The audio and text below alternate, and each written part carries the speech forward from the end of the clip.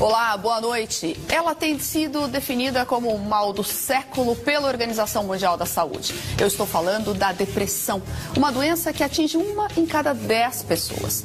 No trabalho, ainda, segundo a OMS, problemas relacionados à saúde mental, entre eles a depressão, causam perdas da ordem de bilhões de reais todos os anos. E é para falar sobre esse assunto que o Band Entrevista recebe a médica psiquiatra Fabiana Neri. Muito boa noite, doutora Fabiana. Boa noite, Silvia. Obrigada pelo convite. Seja muito bem-vinda ao Band Entrevista. Doutora, eu queria começar por uma pergunta que eu acho que incomoda todos nós. Como é que a gente identifica a depressão? Acho que você falou um tema super importante, que todo mundo fica se questionando. Eu estou triste ou eu estou começando a ter um quadro patológico chamado transtorno depressivo? Tem algumas questões que a gente tem que colocar nesse aspecto. Uma coisa é que a tristeza ela faz parte da vida. Ela é um sentimento normal, natural e saudável.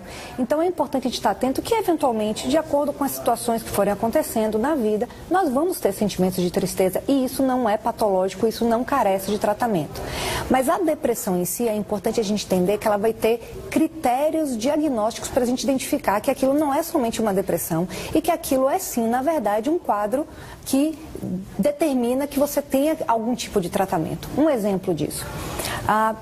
Quando a gente observa na depressão, sim, ela vai cursar com tristeza, mas não só com tristeza, ela vai causar com diminuição de sono ou aumento de sono, diminuição de apetite ou aumento de apetite, mas principalmente com um prejuízo do funcionamento global daquele indivíduo. Eu não consigo me vencer, eu não consigo vencer esse sentimento que me acomete, é isso? E além disso, eu não consigo trabalhar bem, eu não consigo me relacionar bem com as pessoas, ou mesmo que ela esteja conseguindo cumprir as atividades diárias, como cuidar da casa, trabalhar, cuidar dos filhos, gerir uma empresa ou participar das atividades de lazer que costumava participar, o indivíduo ele vai fazer isso com um gasto de energia muito maior, com um esforço muito maior. Então, de uma maneira muito simplista, seria a dificuldade de cumprir as tarefas diárias, necessitando de um maior gasto de energia para isso. Além disso, a perda de prazer e muitas vezes um sentimento de culpa ou de inutilidade. Eu não sou suficiente, eu não faço nada certo, ou um sentimento também de muito pessimismo. Não vai dar certo, eu não acredito, não adianta eu fazer porque não vai funcionar. Então, todos esses sentimentos e esse prejuízo no funcionamento prévio do indivíduo é que nos chamam a atenção que aquilo pode não ser apenas uma tristeza, e sim uma questão relacionada a um transtorno depressivo, que é importante te lembrar que tem de vários tipos. Sim, agora a tristeza ela tem que ter um gatilho muito evidente, ou eu posso estar triste e não identificar direito a causa e isso não ser um quadro de depressão, um quadro de doença mental. A tristeza ela pode vir sem gatilho nenhum. Muitas vezes ela é mais associada a um gatilho específico, mas às vezes é uma questão de um somatório. Sabe aquela questão da gota d'água? Não precisa ser um evento muito significativo para você ficar triste. Às vezes você está insatisfeito com uma conjuntura de vida, por exemplo, e isso pode gerar uma tristeza. De novo, a tristeza ela vai ser mais reativa ao ambiente, quando você está diante de um sentimento que não é patológico. Então, por exemplo, se você está triste com algum evento da sua vida, ou com uma situação, ou com uma conjuntura, mas em determinado momento algo bom acontece, é muito possível que naquele momento você tenha um bem-estar e você não fique saia daquele lugar. Você sai daquele quadro. Na depressão, não. Ela é muito pouco reativa ao ambiente. Isso quer dizer que muitas vezes a pessoa fala, eu vou fazer uma viagem dos meus sonhos, porque assim eu vou melhorar desses sentimentos que eu estou sentindo.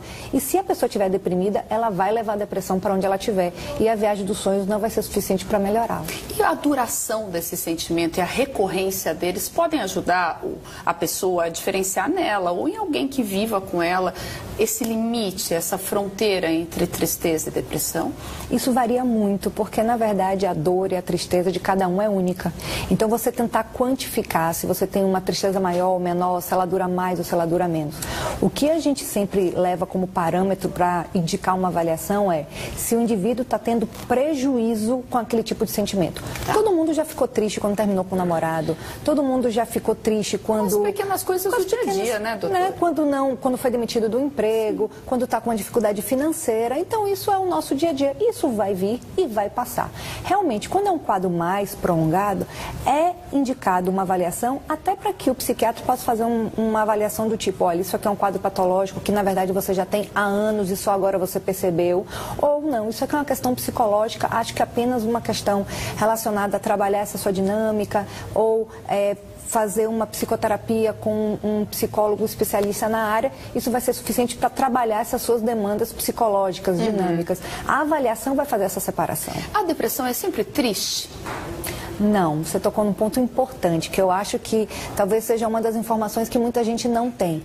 A depressão, ela tem uma infinidade de apresentações clínicas. A gente pode ter uma depressão, por exemplo, ansiosa, que é o quê? O paciente ele não fica parado na cama, prostrado, como a gente imagina que seja toda a depressão. Essa é a depressão anérgica, ou seja, sem energia. Mas esse é um subtipo de depressão. Que a gente acaba colocando, tirando todos por ele. Por né? ele. Eu chamo que é a depressão que aparece nos filmes. Isso, né? Exatamente. Mas a gente tem vários outros tipos. A gente tem a depressão ansiosa, que o paciente, na verdade, apresenta muitos sintomas ansiosos, de inquietação, de angústia, de preocupação.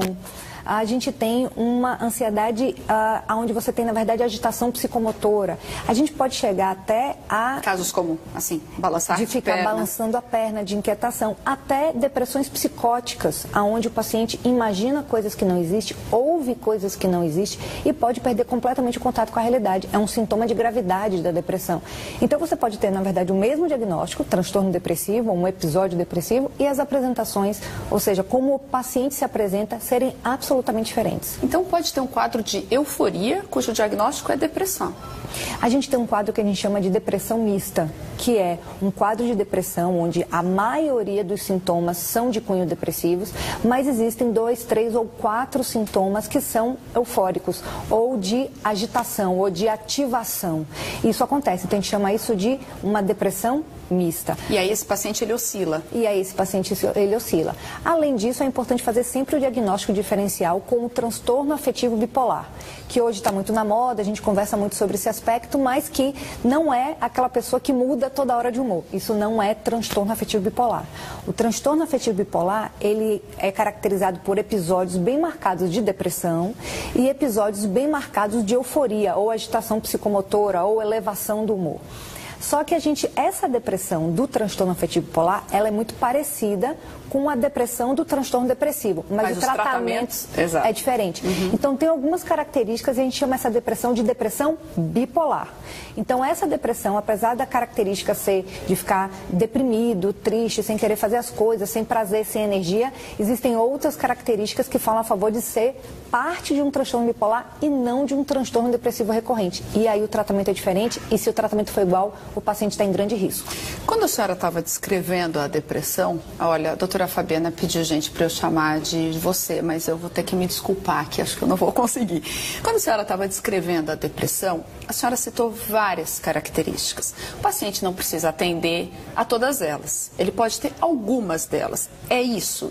Isso ele precisa ter em mente, porque eu tenho a impressão que as pessoas às vezes falam, não, mas eu não fico triste, uma pessoa que tem eventualmente um quadro mais ansioso, ou eu não tenho transtorno de fome e saciedade, eu não como de mais nem de menos.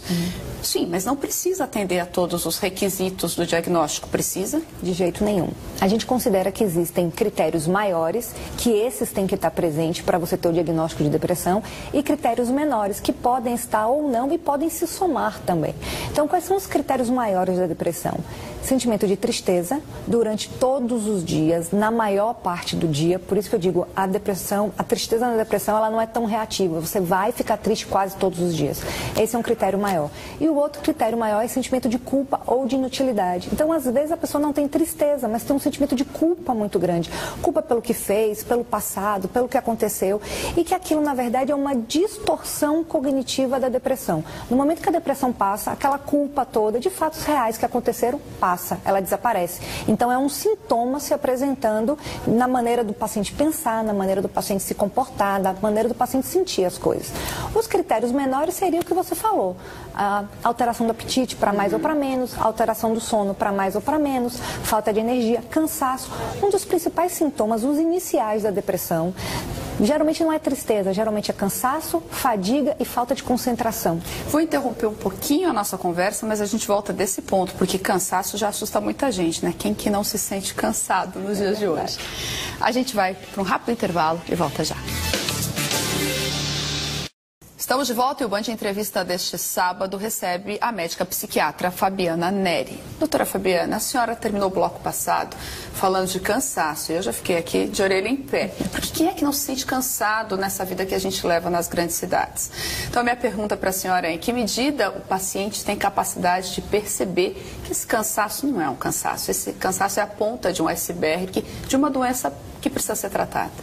Você falou bem, é a ponta do iceberg. Então a gente tem que notar que se o cansaço está relacionado a um evento específico, essa semana eu trabalhei demais, ou ontem eu não dormi tão bem, isso é uma questão pontual, nada que a gente vá se preocupar. Mas quando a gente está dormindo e acordando cansado todos os dias, mesmo quando você tem um sono reparador, você não consegue ter energia suficiente para fazer as suas atividades, isso pode ser um sinal, sim, de que alguma coisa está acontecendo. Ou uma questão psiquiátrica, como um transtorno depressivo, um transtorno ansioso, às vezes questões de respiração, como a apneia do sono. Então tem alguma coisa ali que vale a pena uma avaliação. E aí você tocou num ponto super importante, que é: será que a pessoa que está passando por esse problema, seja de cansaço, seja de tristeza, seja de falta de energia, seja de falta de prazer de fazer as coisas, será que ela consegue perceber que ela está doente e que isso pode ter tratamento e que ela pode melhorar? Muitas vezes ela não percebe, ela pode sofrer anos e anos e anos com esse tipo de patologia. Então é nesse aspecto que a família, os amigos, as pessoas que estão ao redor desse indivíduo possam ajudá-lo a perceber: olha, você está diferente, você não era assim, você mudou. Então oferecer ajuda, oferecer para ir junto no psiquiatra e também desmistificar um pouco essa questão do: nossa, eu não sou maluco, então por que eu vou no psiquiatra? A psiquiatria é uma especialidade... não é médico de doido. Exatamente. A especialidade, a psiquiatria, é uma especialidade médica como outra qualquer. Da mesma forma que a gente deve ir no ginecologista, a gente deve ir no cardiologista, no pneumologista. Quando você tem alguma alteração de pensamento, sentimento ou comportamento, uma avaliação psiquiátrica está indicada, sem nenhum tipo de preconceito ou de valores específicos sobre aquilo. Nada mais é do que a avaliação de um quadro que não está sendo adequado para o paciente naquele momento. A senhora mencionou a percepção de que o paciente mudou, mas e se isso é muito precoce? Aí estou me referindo à depressão na infância, na adolescência. Às vezes essa pessoinha não mudou, essa pessoinha está sendo aí perpassada por esse sentimento desde o primeiro momento. Como é que se identifica nessa idade tão inicial, nessa idade mais tenra idade, esse distúrbio? O que tem preocupado cada vez mais, né? Pais, educadores, enfim. A gente teve em São Paulo dois casos de suicídio que chocaram ali a sociedade paulistana, um colégio super conhecido. Como é que a gente lida com isso? Como é que quem tem filho pode identificar se essa criança está em depressão? A depressão, na verdade, ela é um grande desafio quando a gente fala de avaliação em crianças e adolescentes. E que são dois mundos diferentes também. A criança é um mundo, o adolescente é outro mundo. E a gente faz uma frase, né? Criança e adolescente, parece que é todo mundo igual. São duas coisas absolutamente diferentes. Então, o que a gente sabe? Que a apresentação clínica da depressão na criança, ela é diferente. Então, você não vai esperar ver uma criança parada no quarto sem querer sair, não. O que você geralmente vai observar vai ser muita irritação e uma mudança do padrão de comportamento. Então, se ela era amiga de todos os coleguinhas, ela começa a bater nos coleguinhas. Se ela está numa idade muito pequena ainda, ela pode ter alterações de alimentação e de controle de esfíncteres, como já estava saindo das fraldas e volta a urinar na cama. Então, tem algum outro sinais, é muito diferente de adulto. Então, criança não é adulto pequeno. Tá. Isso é uma coisa importante. E no adolescente tem uma característica importante que, de novo, é a mudança do padrão de comportamento. Aí você já vê uma coisa mais de isolamento. Lembrando que muitas vezes é apenas uma crise da adolescência e uma fase de desenvolvimento própria do adolescente. Mas o que nos preocupa mais no adolescente é que, por uma imaturidade do desenvolvimento de uma região específica do cérebro, que é o córtex órbito-frontal, essa parte do cérebro ela é responsável pelo pensamento, pela crítica e pelo freio, ou seja, pela capacidade de você não seguir os seus instintos. Nossos freios sociais, né? Exatamente. Só que essa área ainda está em desenvolvimento no adolescente. E é por isso que o adolescente é muito impulsivo.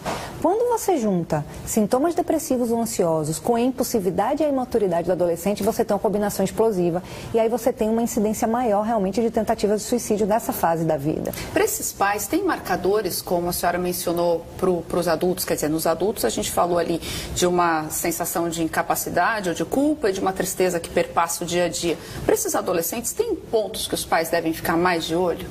De novo, mudança do padrão de comportamento. Tá. Quer dizer dizer que a mudança de padrão de comportamento sempre, necessariamente, vai ser doença? Não, mas é um sinal de alerta. Então, uma boa avaliação vai fazer a diferença entre não. Isso aqui é ele se diferenciando, é ele procurando o espaço dele, é ele querendo passar da vida de adolescente para uma vida adulta. Isso aqui é uma crise vital e faz parte do crescimento e do amadurecimento dele. Outra coisa, não, isso aqui já ultrapassou o que a gente consideraria o adequado, o esperado, e isso aqui já é um sintoma. Então, mudança. Era extrovertido, ficou introvertido. Era bom aluno, agora está perdendo as matérias. Gostava de fazer atividades ao ar livre, esporte, e agora fica ensimesmado em casa. Então, essa mudança é que é o sinal de alerta para a gente perceber que não necessariamente é uma questão patológica, mas que merece uma avaliação. E muitas vezes tem que ser acompanhado por um especialista. Os pais talvez não consigam diferenciar. Ou a senhora acha que é possível uma diferenciação doméstica, caseira disso? Eu acho que os pais podem perceber os sinais, mas o diagnóstico só vai ser feito com um especialista, porque muitas vezes os pais ou vão tender a supervalorizar ou a menosprezar aquele tipo de sintoma. Então, muitas vezes o que a gente escuta no consultório é aquela alteração de mudança, aquela alteração de comportamento começou há 2 anos atrás. E só agora, quando o quadro está absolutamente grave e evidente, é que se procura uma avaliação. Talvez se aquela avaliação fosse feita há 2 anos atrás ou há 1 ano e meio atrás, a evolução do quadro seria totalmente diferente. Doutora Fabiana, e mulheres são mais acometidas pela depressão ou os homens não procuram os médicos? Na verdade, as duas coisas. A gente sabe que, em termos de prevalência, a depressão ela é de 2 a 3 vezes mais frequente em mulheres. E se sabe por quê? Por uma questão genética, possivelmente. Quando a gente está falando em depressão, a gente está falando de uma doença multifatorial. Mas, de uma maneira muito didática, ela se apoiaria em um tripé, que seria fatores genéticos, então é o que você herda, é uma questão biológica.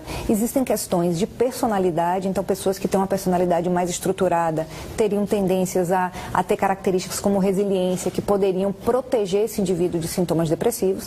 E, por último, o ambiente. Então, quando você tem um somatório de questões genéticas, questões de personalidade e ambientais, quando a gente fala ambientais, a gente está falando das vivências. O que aquela pessoa sofreu, pelo que ela passou, quais foram as situações que ela vivenciou. Quando você tem o somatório dessas 3 coisas, você pode ou não desenvolver um quadro depressivo. Vou interromper nossa conversa mais um pouquinho. A gente vai para um rápido intervalo e volta já. Estamos de volta e o Band Entrevista desta noite recebe a médica psiquiatra Fabiana Neri. Doutora Fabiana, a senhora estava falando no final do bloco passado sobre o tripé em cima do qual se apoia a depressão. E um desses fatores é o ambiente. Existem fatores predisponentes genéticos, mas fatores ambientais que também podem predispor ao aparecimento dessa doença? Sem dúvida.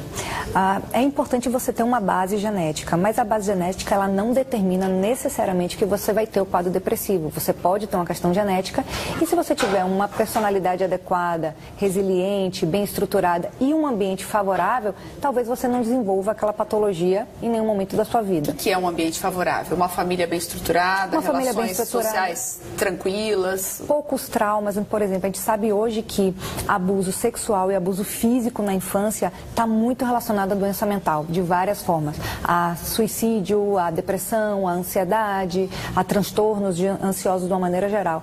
Então, sim, quando você tem um ambiente inóspito, hostil, violento, com privação, pode ser uma privação de educação, pode ser uma privação de coisas básicas como moradia, alimentação. Então, sim, o ambiente e o que aquele indivíduo passou ao longo da vida vai influenciar se ele vai ter um risco maior. Quando a gente está falando de risco, a gente está falando de possibilidades. Um risco maior de desenvolver aquela patologia ou não. Da mesma forma, o inverso é positivo. Se você tem um ambiente favorável, acolhedor, uma família estruturada, você se desenvolveu bem na sua carreira, você conseguiu construir as coisas que você desejou construir, isso também lhe protege contra sintomas depressivos. Mas lembrar, não é aquele evento que vai necessariamente causar a depressão. Ele é um ingrediente. Conjunto dessas questões. De um caldeirão enorme. Exatamente. Quando a senhora descreve esses ingredientes que podem contribuir, eu penso na hora nessa nossa vida urbana. Esse estresse das grandes cidades pode ser um gatilho para um paciente já predisposto, por exemplo, geneticamente, a desenvolver um quadro de depressão?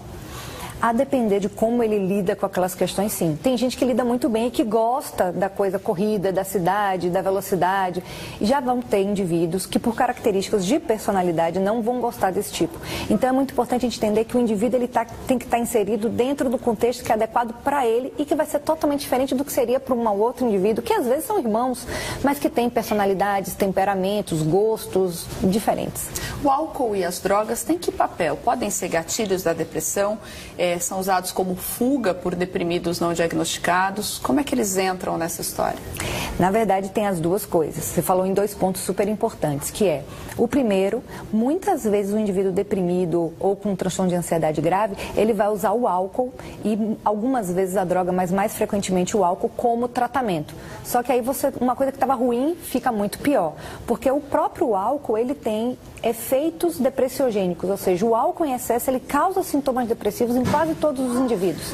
Então, se você já está com um quadro depressivo e você usa o álcool, inicialmente você vai ter uma sensação de bem-estar, de euforia, estou me sentindo melhor, vou dormir melhor, muita gente usa álcool para conseguir dormir, mas num segundo momento, geralmente no outro dia de manhã, você vai estar mais deprimido, com mais sintomas. Além de... Fica um ciclo vicioso. E aí, além de, mesmo que o paciente esteja fazendo tratamento para depressão, o álcool vem para desestabilizar e para atrapalhar esse tratamento. Então, álcool e drogas podem ser gatilho para um episódio que não iria existir, mas por conta do álcool e da droga ele vai existir. Pode piorar um episódio que já está associado e pode dificultar o tratamento se o paciente já estiver fazendo algum tipo de uso de medicação, por exemplo. Vamos falar um pouquinho de tratamento. É possível fugir da medicação? Muito se lê sobre animais de estimação podem ajudar no combate à depressão. Exercício aumenta a endorfina. Isso tudo é verdade? Isso tudo faz sentido ou não tem jeito? Se o diagnóstico é de depressão, o tratamento é medicamentoso? Depende. Eu não gosto muito dessa palavra, mas depende. É porque medicina nada é sempre nunca, nada é 100%. O que a gente sabe? Quando você tem um quadro leve, medidas socioambientais podem ser muito eficazes, como vida saudável, hábitos saudáveis de sono, de alimentação, exercício físico. Já tem estudos comprovando de forma robusta que ajudam muito a evitar, a prevenir que aquele paciente, aquele indivíduo que poderia ter uma predisposição, não tenha ou diminua as recorrências, por exemplo. Mas isso quando a gente está falando em depressões leves. Quando a gente está falando em um quadro moderado, e o que caracteriza a depressão moderada é prejuízo funcional, então, de alguma forma, ele já não está conseguindo produzir como ele produzia, ele já não se diverte como ele se divertia, ele não consegue mais atuar como ele costumava atuar, já tem indicação de um tratamento medicamentoso. Então, muitas vezes o que acontece... Que não elimina essas intervenções ambientais. De maneira nenhuma. Mas muitas vezes, quando o indivíduo está muito deprimido, você pedir para ele fazer um exercício físico é a pior coisa que você pode fazer. Por quê?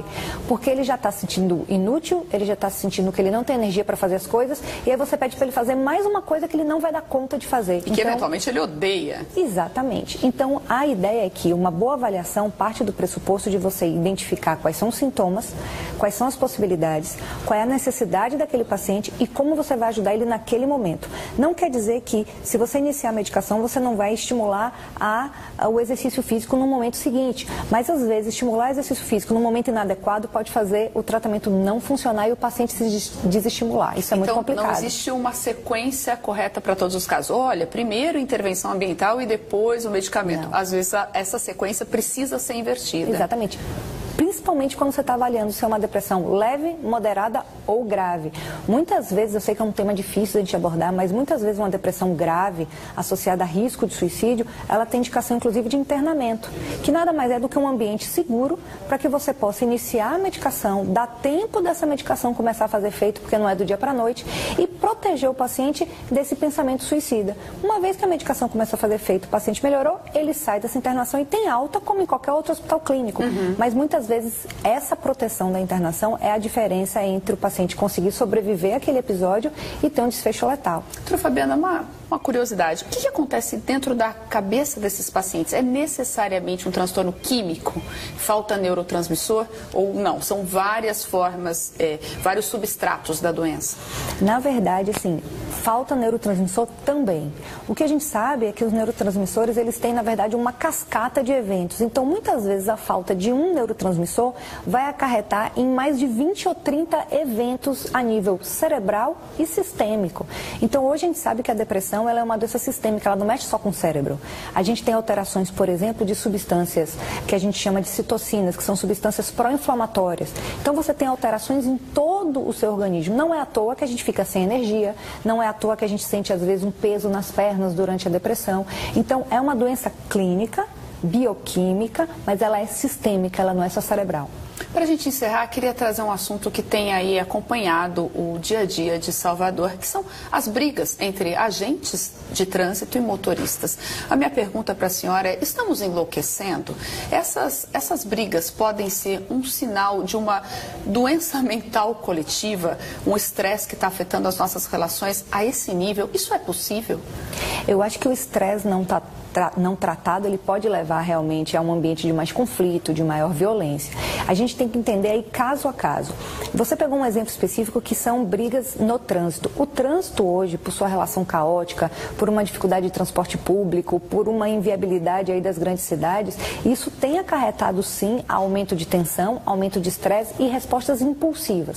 Se você, além desse ambiente, né, estressogênico, ou seja, que causa estresse, você ainda associar uma pessoa que já não está bem ou que está com um transtorno de base de ansiedade ou de depressão, isso é pólvora e fogo junto. Então a gente tem que entender isso sim como um fenômeno social, mas em alguns casos também vão haver o quê? Uma falta talvez de acesso aos serviços públicos de saúde especializados em saúde mental que poderiam na verdade estar prevenindo antes do indivíduo chegar naquele ponto de que qualquer coisa ele explode ou ele estoura. A gente vai agora para o pinga-fogo. Uma perguntinha, uma resposta em uma palavrinha. Quem é Fabiana Neri? Psiquiatra. Por que a medicina? Vocação. Por que a psiquiatria? Paixão. Um medo? De não ser eficaz. Um orgulho? Ser médica. Um sonho? Saúde para todos. As doenças mentais no Brasil? O tratamento precisa avançar muito em termos de saúde pública. As políticas públicas? Precisam melhorar. As eleições desse ano? Eu acho que vai ser um grande mistério. O futuro? Promissor. Muitíssimo obrigada por aceitar nosso convite. Obrigada a você, Silva, pela oportunidade. O Band Entrevista fica por aqui. A gente se vê no sábado que vem, às 10 para 7 da noite. Até lá.